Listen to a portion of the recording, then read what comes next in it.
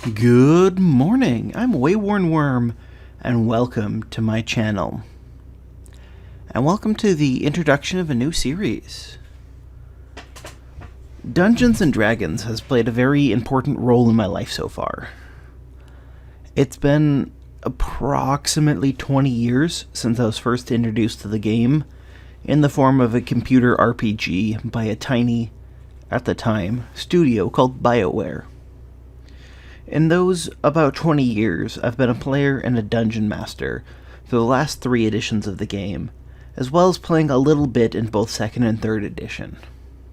I ran my first game about 15 years ago.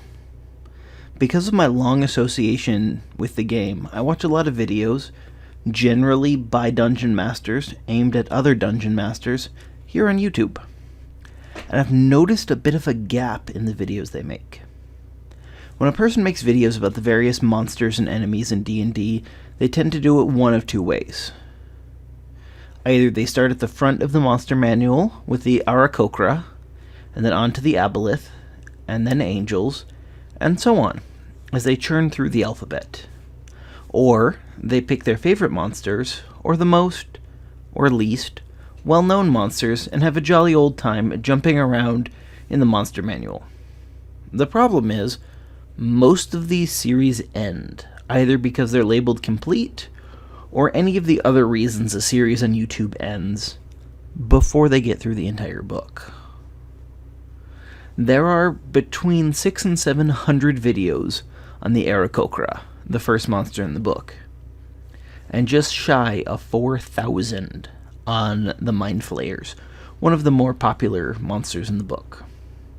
Also one where we can be pretty sure that most to all of the results are on the D&D creature versus other things. Not true for the Beholder, which you can see in the picture I'm using for this series. Flipping back to the back of the book and finding the Zorn, we find YouTube has 2 videos, and one of those 2 it shares with the Intellect Devourer. Maybe a few more than 2. There is a Marvel character with the same name that is semi-popular, so it's hard to weed out all of the videos about the Marvel character, and being absolutely sure we don't accidentally cut out any Zorn monster videos. And I picked the Zorn because it's the only entry under X, and then under Y and Z, we have Yeti and Zombie, which, like I mentioned with the Beholder, it's almost impossible to get just the D&D videos in their entirety without getting a bunch of other ones. So, in short, the farther back a monster is in the book, the less often people make videos on it. So I had what I hope is a brilliant idea. I would make a series about the monsters in the monster manual, and I'd start at the back and go forward. But where is the back of the monster manual? Surely Z and its single entry of Zombie, but that leaves us at page 315 out of 352.